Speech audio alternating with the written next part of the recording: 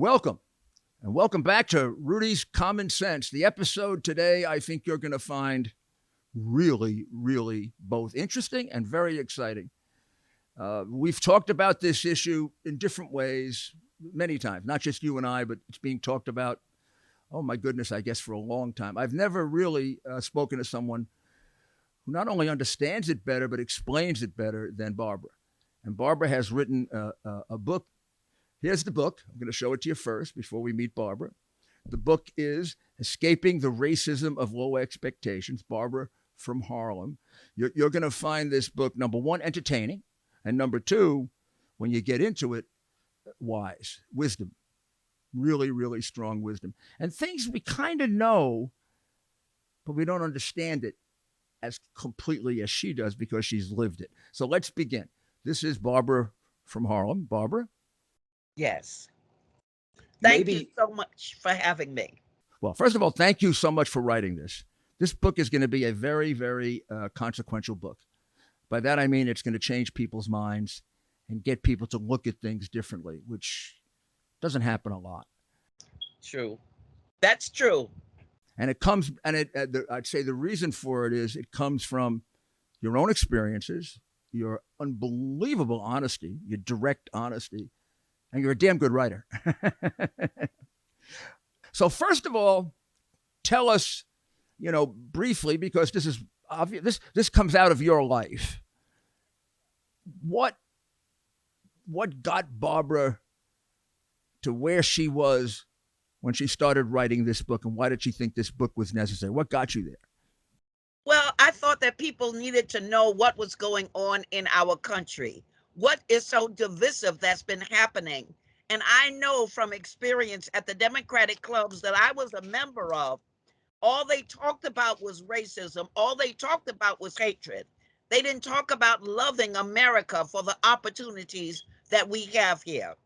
And that really perturbed me and inspired me to write about my experiences and to let people know America is a beautiful country. We're not perfect, but I wouldn't want to be anyplace else.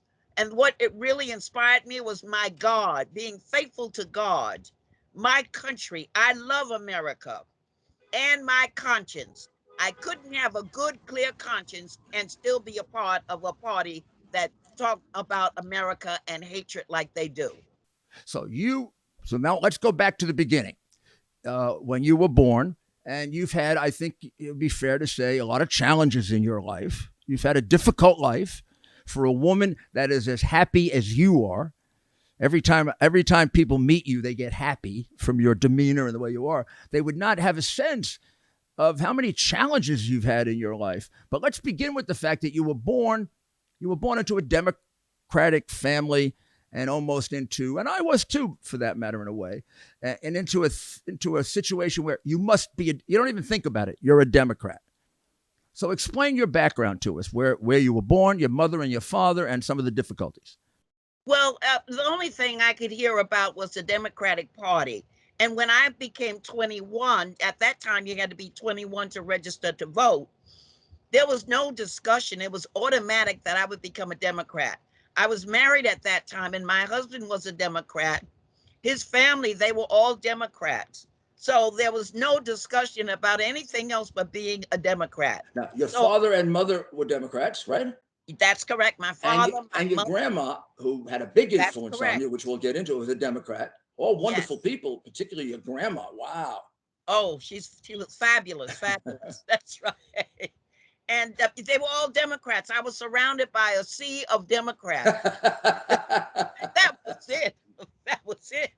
And what was the main, the reason I want you to say this is true. What was the main thing that they would say about the Democrat Party, just over and over again? They would say that the Republicans are for the rich and the Democrats are for the poor. Well, that was said to me so often, Barbara, that in 1971 or 72, I can't remember when, I decided I didn't want to be a Democrat anymore because of the corruption. I was a prosecutor. I was investigating corruption in the Great Society programs. To me, the program I was looking at, poor people were getting nothing. Everybody was getting rich. The Democrats, even a few Republicans, taking money out. So I said, I can't belong to this party. It's a bull party. And I went down, and there's the registration card. I get a chance to change, right? The parties are all listed: Democrat, Republican, Independent, not Independent, Liberal, Conservative. No, I can't be a Republican. They're for the rich.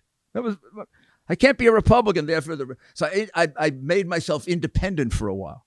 It was only later when I worked in the Ford administration and I began to get Republican friends, and we started talking, and I found out they cared as much about the poor.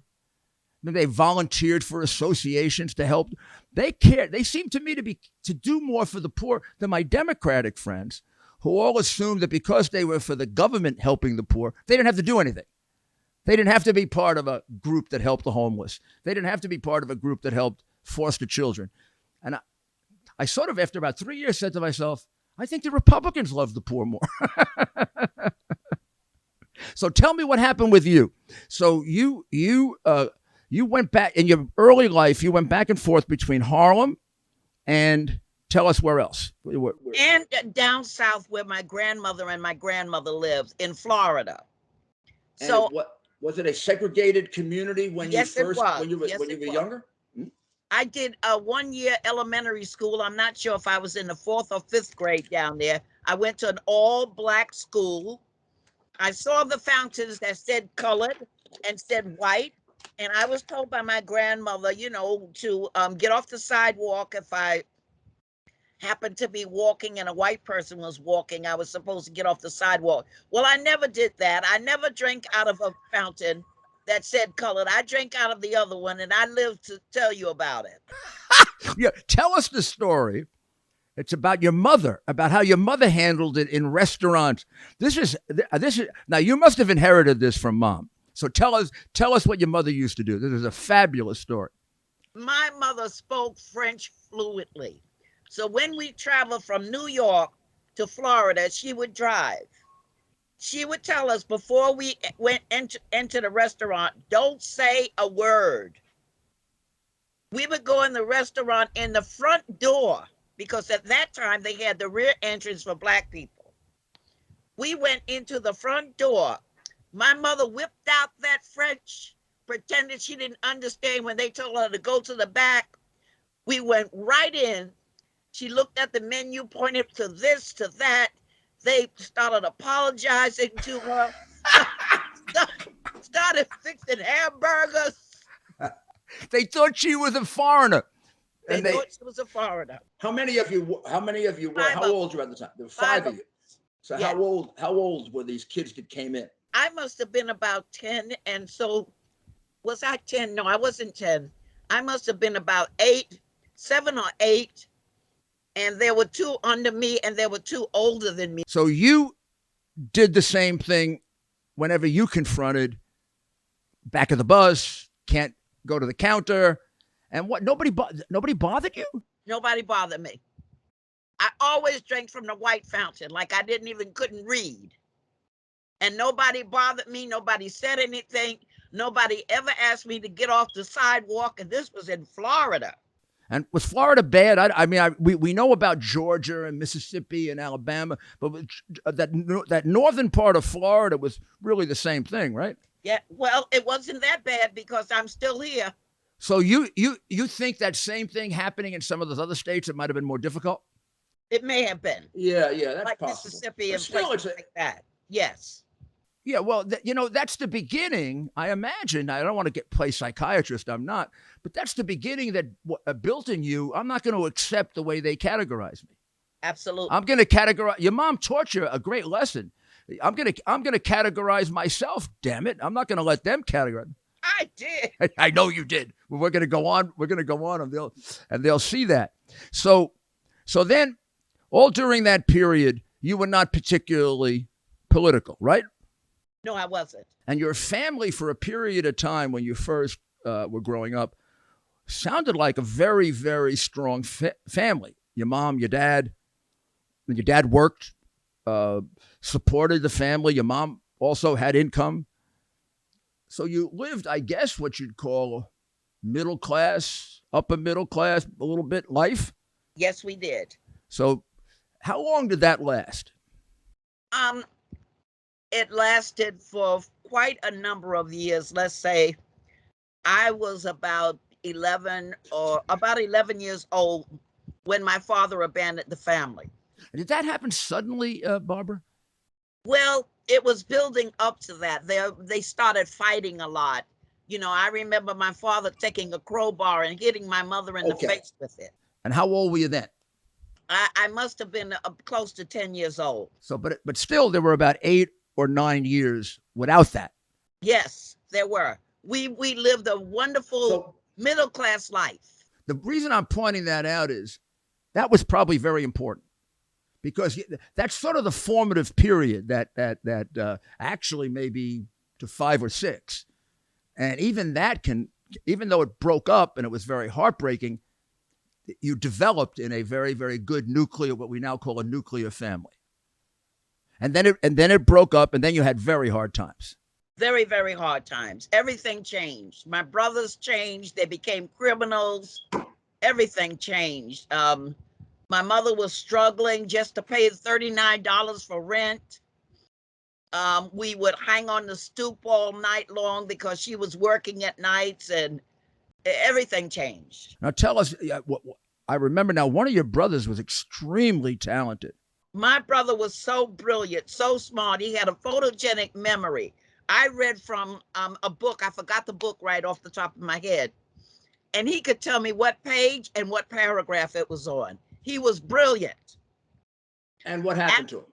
Well, after my father left the family, my brother became a criminal.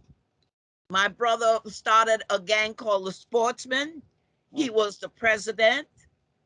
It was fighting, it was looting, it was everything that it shouldn't have been. My brother then turned to drugs. Yeah.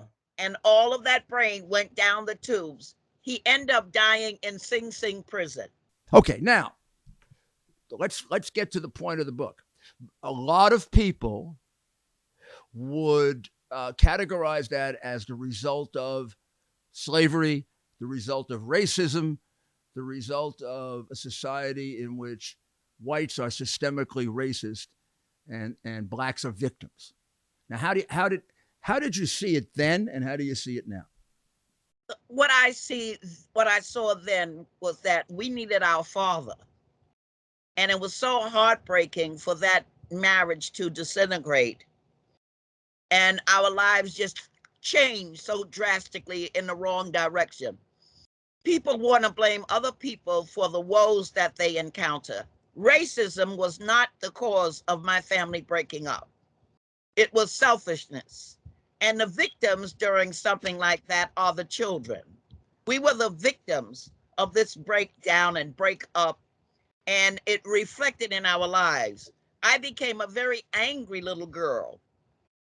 I like personality all the time. This wonderful personality we see, which sounds like it's your core personality, it changed, right? I was a thug. I used to love to fight. They would pay me 50 cents and I would fight anybody for you. So boys too? Boys too. Didn't make any difference. That's right. I would go to Woolworth with my little 25, 50 cents or whatever and get myself some pretzels, get some potato chips and a Pepsi Cola. That's how far a quarter would go. But I loved to fight because I was angry. I was angry because of the disintegration of my family. Did you know that at the time, or you were just angry? No, I didn't know it. Of course not. You're too young to know it. You were just angry. But somehow, with all of that, you got a very good education. As we go through it, well, we'll get to it later, like when you went to college and all those liberal professors had to give you an A. That must have killed them. That must have absolutely killed them. It must have killed them. But now, all through this period, you were getting educated also. Were you doing well in school? Oh, very well. I didn't have any problems in school, and I loved school based on when I first started school with my teacher, my first teacher, Miss D. Felice. She loved me. She was an Italian woman, And when I first started school, started under her, and she gave me a love for learning. So when you look at what happened to your brother, your other brother, and many of the people around you, rather than seeing that as the result necessarily of racism, and you see that as the result of a dysfunctional family. And I guess I could ask you this. I mean, a, a poor white family in a similar situation may very well have the same result. I mean, they're all white. We may forget it, but there are white criminals. Also, I put a lot of them in jail. And do you know a lot of them come out of the same situation? Come out of a situation in which, well, let's take the mafia things. The mafia, it's the father. All these kids grow up, they adore the father. The father is a cold-blooded murderer. That's true. And they follow him, and they become cold-blooded murderers. I mean, I did a piece with Michael Francis who explains how he got himself in trouble because I wanted to be like dad. And so if there's a bad dad around, and there's no dad around, there's no one to discipline. None, no one, no one. And the mothers out there working, trying to earn a living. So we ran the street. Now, what helped you was you went and lived with your grandmother for a while, Yes. Right? Now, where did she live? In DeLand, Florida, a little town in Central Florida. And we got to know discipline. We got to know order. We got to know a different lifestyle there. So she had the time because she wasn't under the stress of your mom had to work 24 hours a day, basically. But she had her economic circumstances were much better. She had a husband who worked as well, right? And she had a normal structure, right? Yes, and she had her own beauty business. My grandfather was the first black sheriff of DeLand, Florida. Plus, on the side, they acquired a lot of property in DeLand.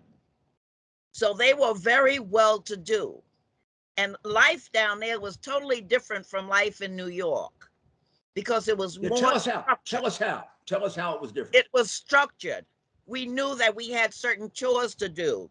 We knew that when we came home from school, we had our homework to do. We had a very structured life, and we knew that we couldn't stay up late Saturday night because we had to go to Sunday school and church on Sunday. There was no discussion. It was standard, and that's how we lived. And that sort of reinforced what you had learned back when you were very much younger in a nuclear family. So, I mean, it is no secret that one of the main things you explain in the book is the importance of of a family with a mother, a father, a structure, and that if we're looking at the problems that we have, that has a lot more to do with it than something that happened 150 years ago. You're right about that. Absolutely. Right. You're right about that. You're so right. Racism is not our problem. My father was an entrepreneur. I never knew my father to work for anyone. He always had Chris Auto Repairs. He worked on cars. My mother, she worked at the hospital, plus she did hair on the side. And like I say, my grandmother and my grandfather were entrepreneurs and they worked.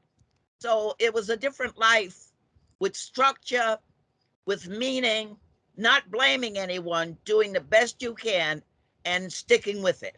Well, we're going to take a short break. And when we come back, I'm going to ask you about the first of maybe the most critical seminal moment, the confrontation with the Ku Klux Klan. Think your homeowner's insurance covers home title fraud? Think again. And neither does your common identity theft program. The FBI calls home title fraud one of the fastest growing crimes, which is why you need to go to HomeTitleLock.com, America's leader in home title protection. Here's the problem.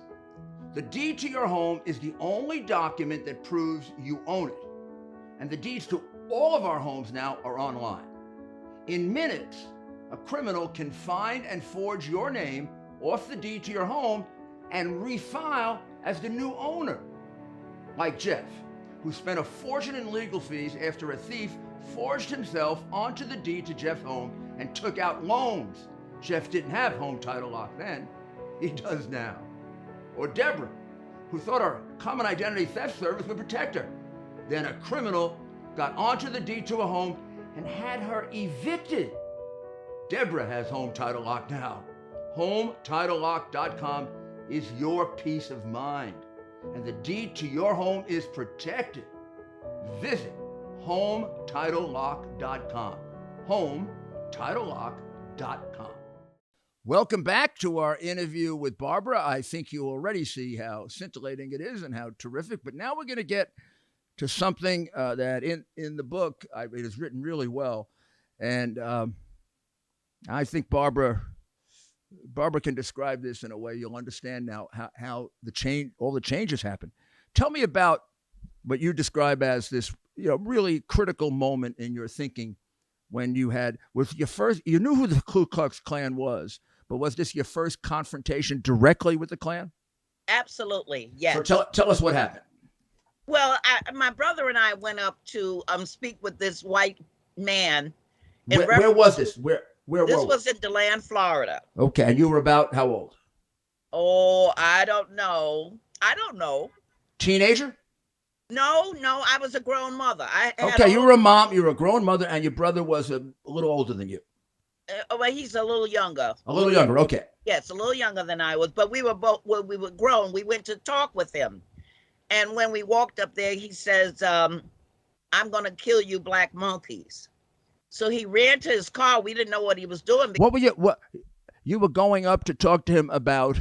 About my son and his son. Oh, I see. There was like an altercation, and you were actually taking the other boy's side. You wanted your son to go apologize if it was necessary. Yes. But he never let you get to that. No. He called us black monkeys. He ran to his truck and he got his gun. I didn't see any of this because I'm walking to my car. After he said that, I was leaving. My brother and I were leaving. Next thing I know, him and my brother are tussling. I hear a gun go off. So my brother yells at me. He says, "Get your gun, sis." He shot me. So I started running for my car because my gun was in the glove compartment. So the guy turned, his name was Ralph. Ralph turned and he shot me. Where? In my leg. Okay. But I still made it to my car. I still got my gun and I retrieved it. I clicked it, the trigger. The first chamber had a blank in it. So I clicked that, then I clicked it and I shot him as he was getting ready to shoot my brother again. And where did you I shot him in the back on his shoulder. Okay. So he turned back at me and he shot me again. Did you get hit? I got hit. Where? In my leg, my other leg. Oh, God. God was good to me. Yeah. Because he was aiming that Glock at my vital organ. He had a Glock. Yes, he did. That's a hell of a weapon. And I had a 22 with hollow points in them. Okay. And you knew how to shoot. You had been. Yes, I did. Being in Florida. I was better with a rifle, but I could shoot with a pistol also. Had you been hunting and stuff like that? Yes. Yeah. Okay. When I was younger, my father used to take me hunting. Right. So now what happened? Because this gets really interesting. So then he turned around and shot me again. So I shot him again. Did you hit him? I ran to the back of his truck where my brother was crouched down. I gave my brother my gun and my mother was driving up. So I asked my mother, I didn't say it as nice as I'm going to say it now. But this is the same mom who did the French accent? And this is the same mother. She lived there. She's a hell of a mom. So I was asking her for the shotgun. I thought she had a shotgun in her trunk. What'd she say? She didn't have it. Ralph McGee, Ralph was his name. He didn't know that she didn't have it. So Ralph said, I give. When he saw the third, when he saw mom show up, he gave up. Yes, he gave up. He figured 3-on-1, he was finished. He figured he was just going to shoot you and you're going to go away. Or maybe even threaten you with being shot and you'd go away. He didn't count on Barbara.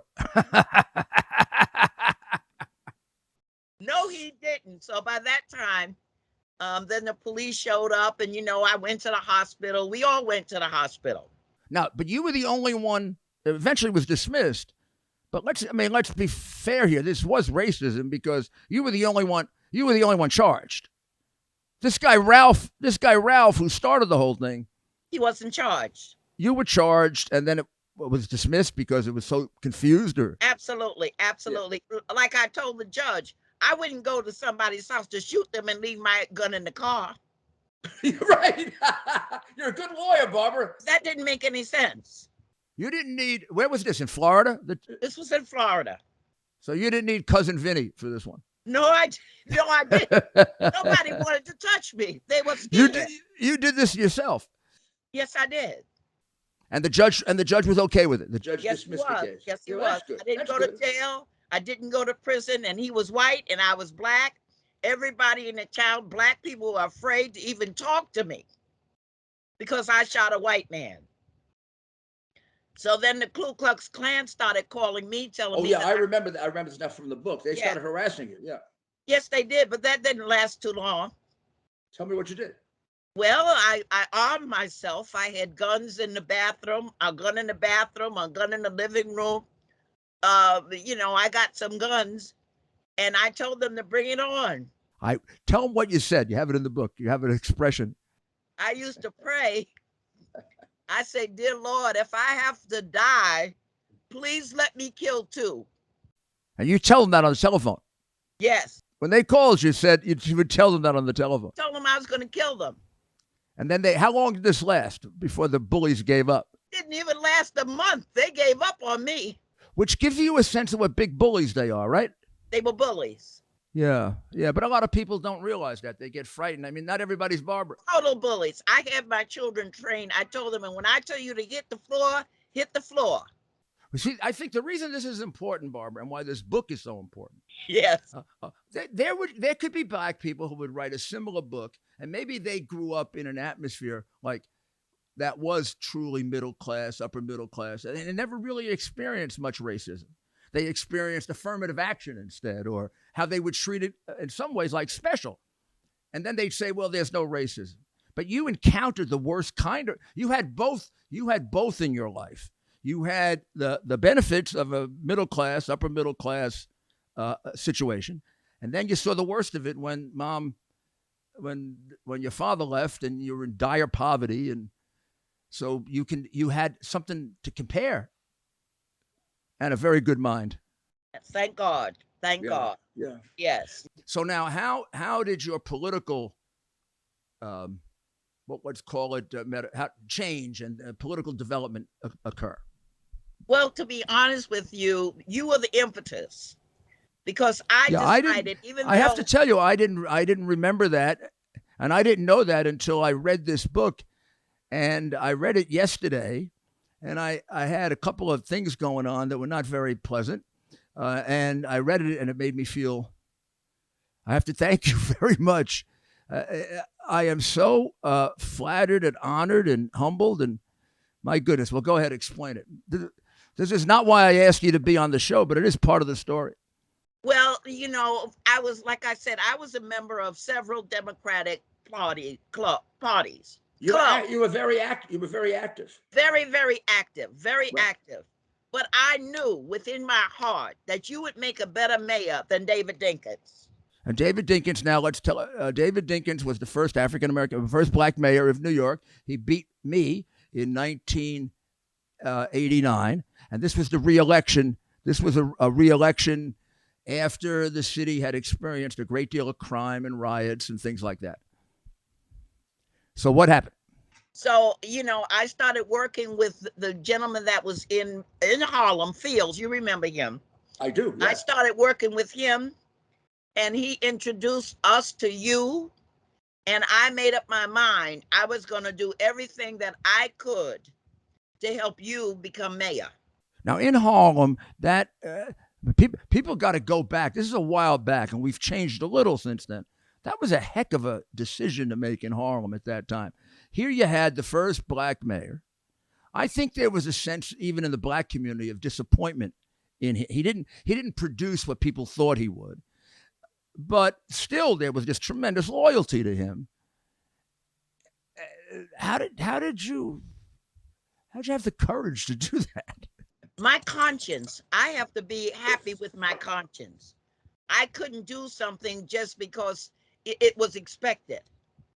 I had to do what I thought was right. And what was your analysis at the time? What got you to that position, that I'm going to be for the white guy instead of the black guy? Well, I was sick and tired of all of the clubs always talking about racism, always talking about slave owners that have long since answered to God for what they did. Plus, the word of God is more important than what these people were saying. In other words, love your neighbor. I can't hate people just because of the color of their skin. I'm not made that way.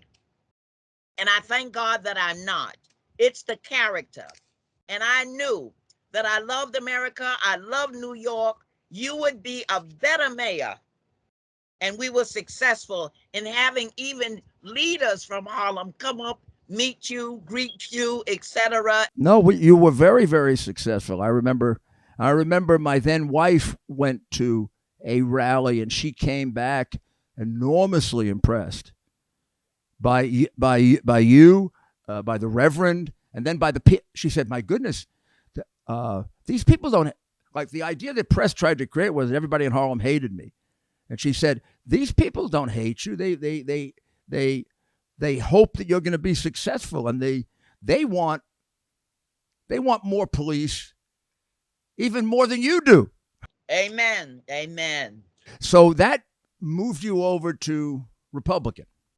That moved me over to doing what's best for my country. Okay.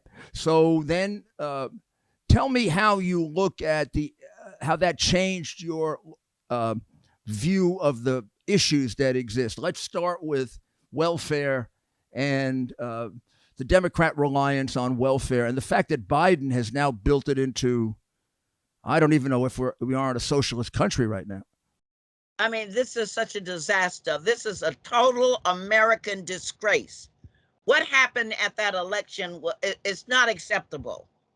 And what he's doing, defunding the black colleges and all of that, I hope that particularly blacks who voted for this disaster are realizing what a terrible mistake they've made being loyal to a party that doesn't even respect the sovereignty of the United States of America. Well, that's really powerful. You note in the book welfare that I did welfare to work. So when I did that, basically I required people who could to work for welfare. And the liberal newspapers, particularly the Times, attacked me as a racist. Now, I didn't just apply it to black people. I applied it to everybody.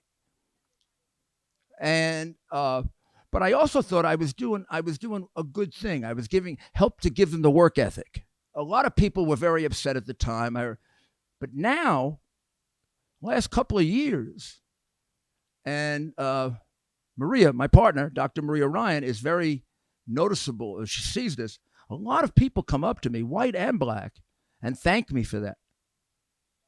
They come up to me and tell me, "Thank you for making me work because it got it back into my life." Amen. Amen. And that is missing from all of these Biden things where all this money he's given away. There's no requirement for work. You're absolutely right. And it's a disgrace. And you can actually make more on welfare than working. I mean, that has to hurt the black community tremendously. Oh my goodness, very much so. And unemployment is up in the black community. But I told blacks before the election, if you elect this man who believes in open borders, watch out for the jobs. Watch out for your apartments because you'll see fewer and fewer. And it's all coming to life. Now, how knowledgeable would you say are the majority of blacks about the fact that under Trump, there was more employment, record numbers of employment, record wages, and that's all dropped? Do people see the difference?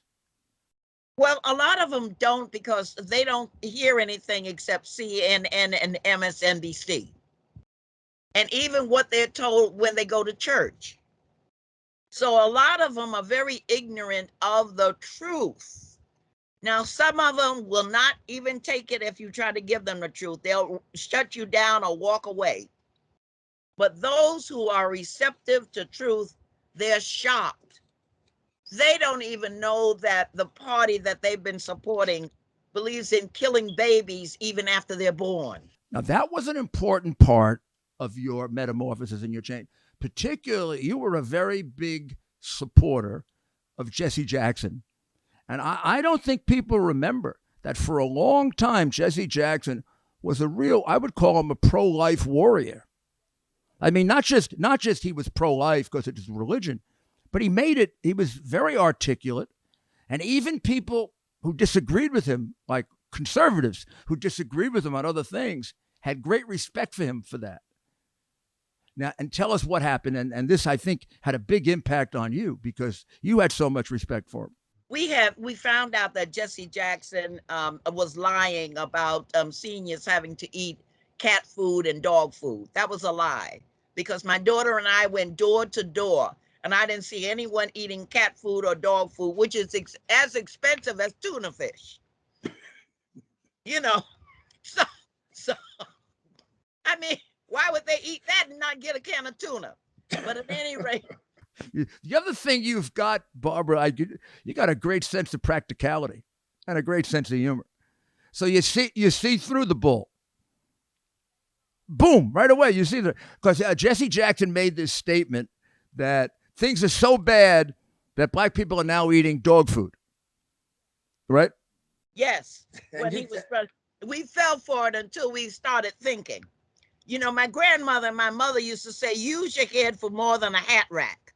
Use your head. I'm going to recommend to people watching this, you got to write a few of these things down. Use your head instead of a hat rack. This is good stuff to tell your children, right? That is, because that stuck with me. I realized that Jesse Jackson was lying. And then all of a sudden, you see, he forgot about life is sacred, life is precious. They bought him out. He's a paid for pimp. That's all he is. They bought him out like it was 1988, 1989 when he was running for president. And he realized, and actually got serious then. The first time he sort of was running just for the point. But in 88 or so, it started to get serious.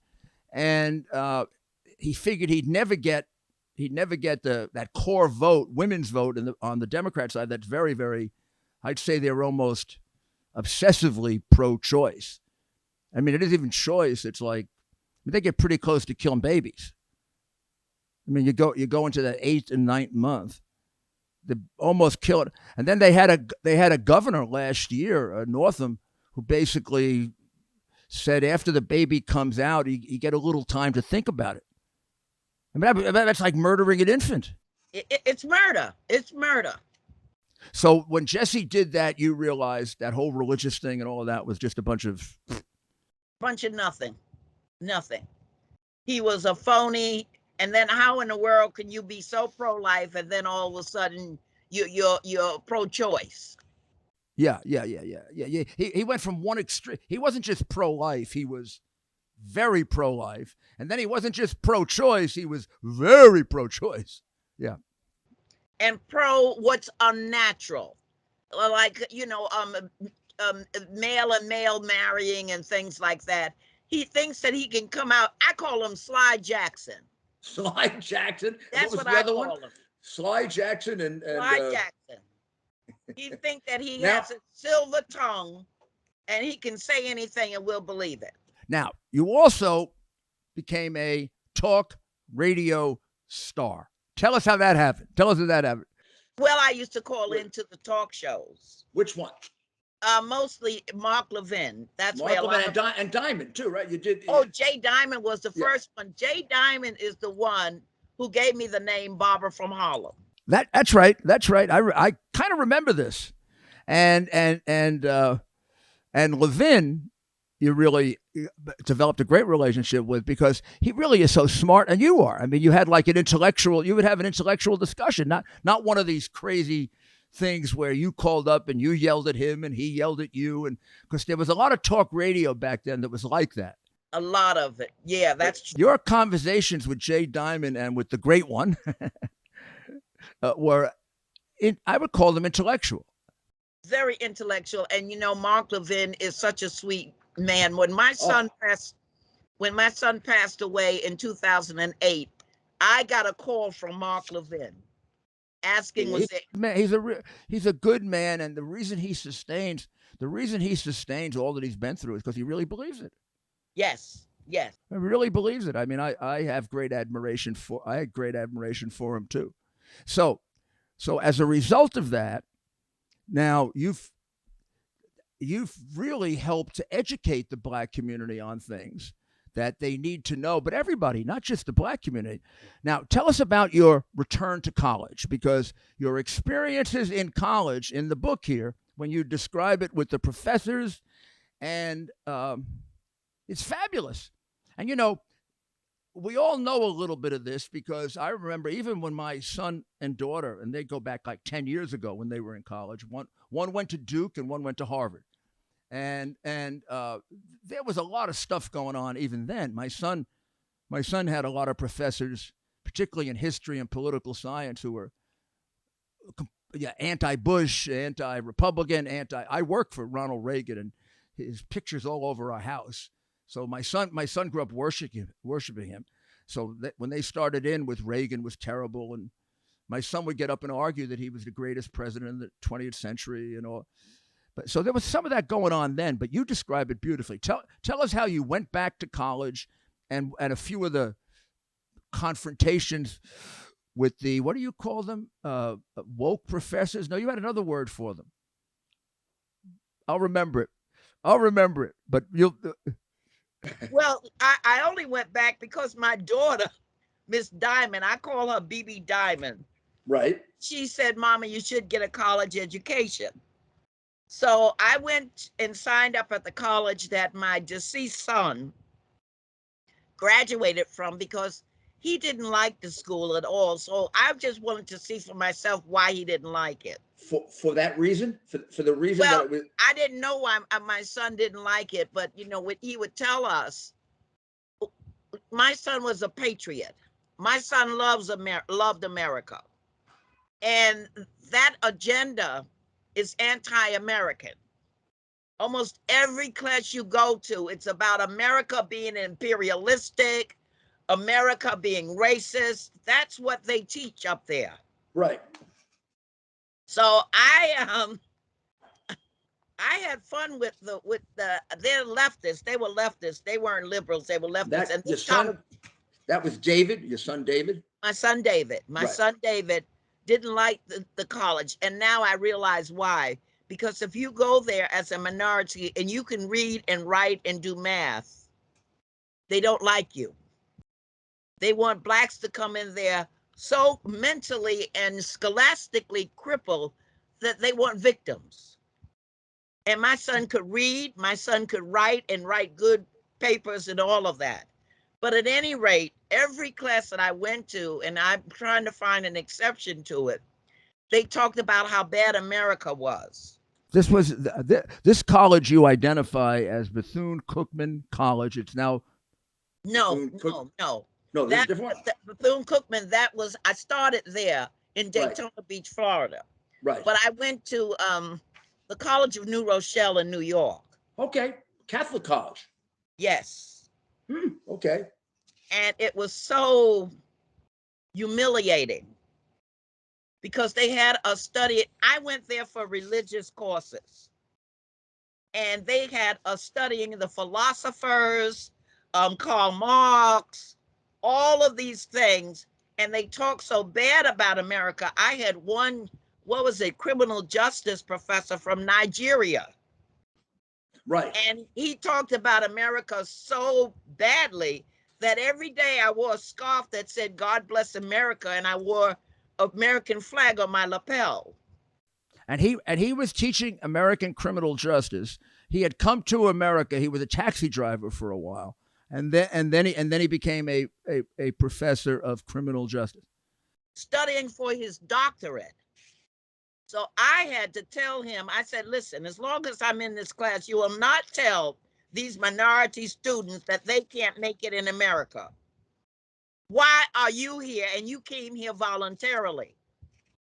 And if you don't like it here, pack your bags. I will help you and go back to Nigeria.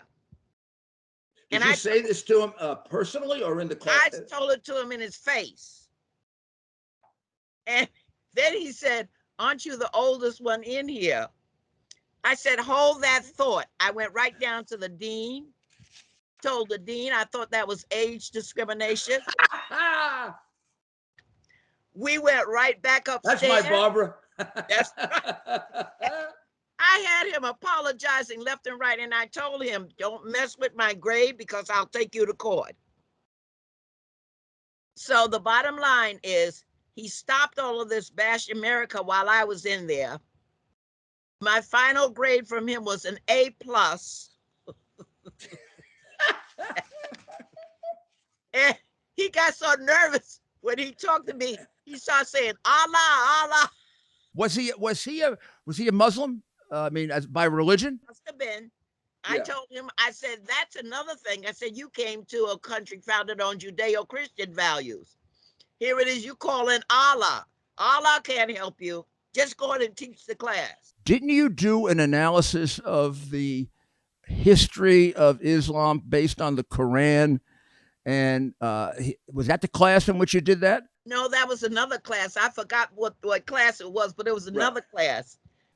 And what you did was you pointed out quite correctly all of the militaristic and the idea that the religion was a warrior religion, and that Muhammad spread the faith not by preaching like St. Paul and St. Peter and eventually Martin Luther King Jr. He spread the faith with armies. Yes. And there was a Black woman who was a Muslim, and she got very upset with my report, but it was accurate. And like I told her, I said, well, some people are worshiping the devil and don't even know it. Right. And right. She got very quiet, left me alone. That class, I think, was experience, learning, and identity. I think that was it. That's what it was. And you also did a piece there that questioned that questioned Malcolm X. Oh, definitely. Which must have been like Malcolm X. I think a lot of people get Malcolm X confused with Martin Luther King Jr. And they think he was the same, nonviolence, but he was the antithesis of Martin Luther King Jr. I used to hear him on 125th Street when I was younger. He'd be on a box talking about Christianity, and he'd target people coming out of church. I saw him in real life. This is on page 169 of your book to 170. People should read this because he had a history of being anti-Christian, but including direct attacks on the Christian church and on Jesus. And he stationed himself right outside of churches. And he described it as the white man's religion. That's what he did. And I heard that from his mouth. And also you had some issues with Maya Angelou. Oh, definitely. Who was like a saint among these people. And her problem was she came from a broken home. It wasn't a white man. They want to blame the white man for everything. So in her writings, she describes her conditions, her poverty conditions, and as the result of racism. You believe her problems were based on falsehood, broken home, and then she went and stayed with I think it was her uncles or whatever. But it was a dysfunctional childhood. That's what it was. And then here's what I think is so relevant to today. You also studied Marx. Yes. And how was Marx presented by the professor, and how did you come up with the alternative? I mean, this is really hard to do when you're just a student. How did you come up with the alternative? Well, just explain to me how Marx fit into it. Well, you know what I tried to do? I had to pray a lot going to that school, and I asked God to help me read every word that I need to read. And God did that because Marx was nothing but a liar. He was a loafer, and he wasn't somebody. He was, because he got his money from his friend, and his friend Engels, his family owned a mill. So that was capitalism. So he was the beginning of the long line of communist phonies, which includes now that Patrice Cullors, who ran Black Lives Matter, and she took off with millions, right? They all become wealthy. That they all become wealthy off of other people's sweat and tears or their good hearts. So you were quite aware then, right from the very beginning, that Black Lives Matter is really formed by Marxists. I mean, it is. That's all it is. It's godless also. You do a great analysis of what's called black theology of liberation, which begins with James H. Cone, and you go through their distortion of religion. Total distortion. But in addition to Marx and Engels, and then Black Lives Matter, which has two big targets: God and the family. The second thing, maybe just as important, they want to break up the family. Yes. Including, they want to do just the opposite of what your life teaches us. They want to get the father out. And they'd even like to get the mother out and have the state take care of the kid. So how does that, there isn't a sensible person going back to 30 years ago that wouldn't say that one of the things that should happen in the poor Black community, because this isn't going on in the middle class and upper middle class Black community, is the father should, I'm thinking of the Black celebrities who try to foster fathers and train fathers. How do they come out with this idea there shouldn't be fathers? They are in a place that is so dark, Mayor, that we can't even begin to imagine how their minds can wander there. So they're really blinded. Go ahead, I'm sorry. Blinded by what? Blinded by darkness, blinded by demonic thoughts, blinded by just common sense. When you reject God totally, you are wandering around in a big hole that you don't know up, you don't know down, you don't know around or anything. And by the grace of God, I'm working on another book. Oh, good. I'm working on a book that's going to be for these young women to consider some things even before they become a parent. Well, one of the things you recommend here is that somebody should do a history of the United States about slavery. It's a fair history that explains how slavery started a long time before America. We did do it, and it was very bad that we did it, but we also ended it. And from the very beginning, there were white Americans and Black Americans who were very much against it. It was never like accepted by everybody. Right? There were abolitionists back during the Revolution.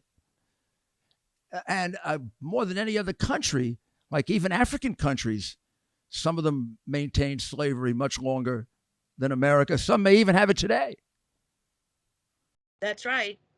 And the thing about it, I think I put it in the book that God allowed it.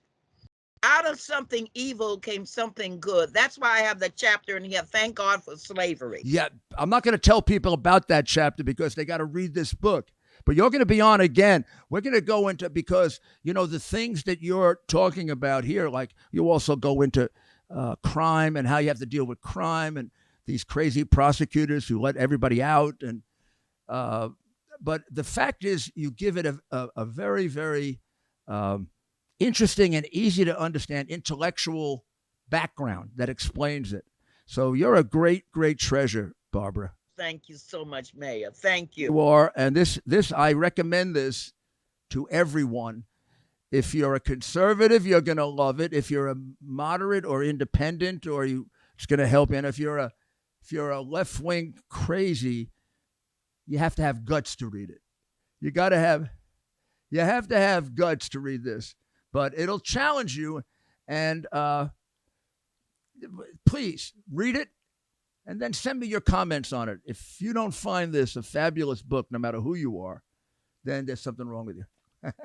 Yeah. Thank you, Barbara. We need you. And thank you very much, Barbara, for giving us so much time. Not long ago, Mike Lindell, the inventor of MyPillow, and his team fit me for my very own MyPillow. They also introduced me to their wide assortment of other incredible products, like their mattress topper, their sheets, towels, slippers, and more. Sleep is incredibly important to me, and I can assume for all of you. It's time you give MyPillow a try and see for yourself. Listeners have helped build MyPillow into the incredible company it is today, and Mike Lindell wants to give back to all of you. You can get great discounts on MyPillow products by going to mypillow.com right now and seeing each of the specially priced items, including those in the radio listener special square. You're going to see rotational offers up to 66% off on products like their pillows, mattress topper, Giza sheets, but also new products like their slippers, weighted blankets, robes, and waffle blankets. All MyPillow products come with a 60-day money-back guarantee. Enter promo code RUDY for these great specials.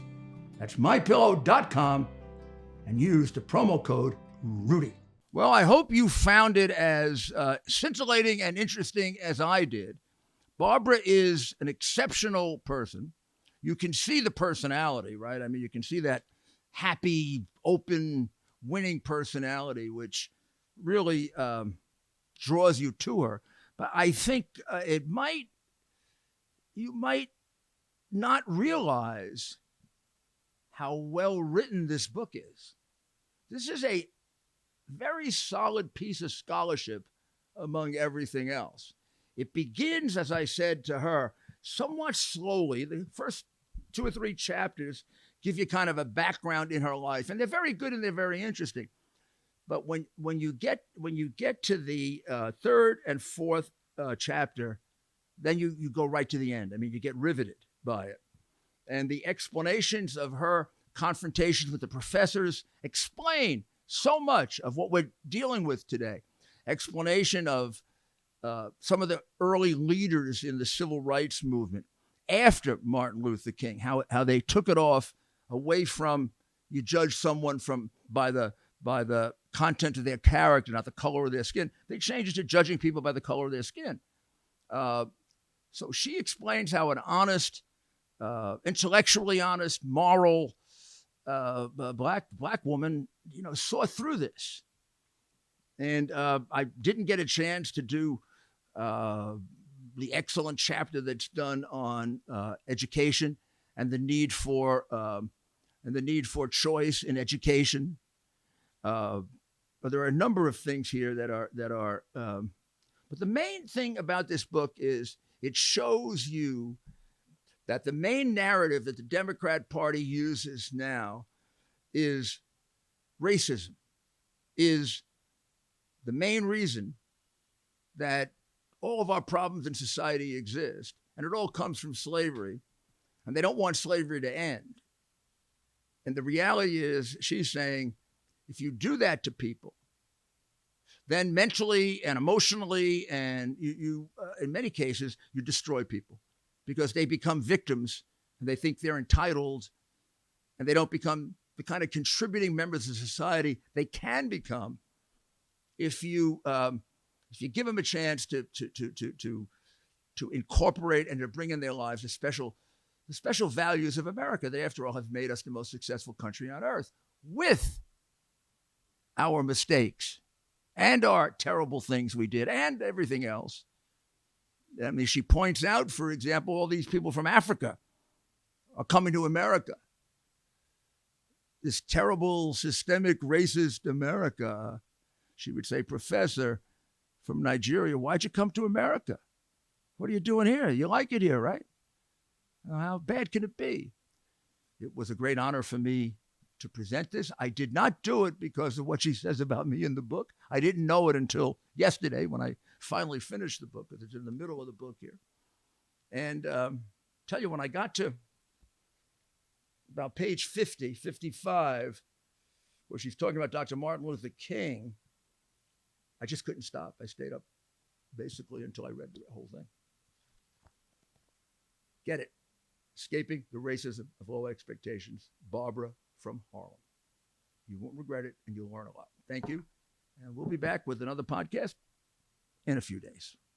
God bless America.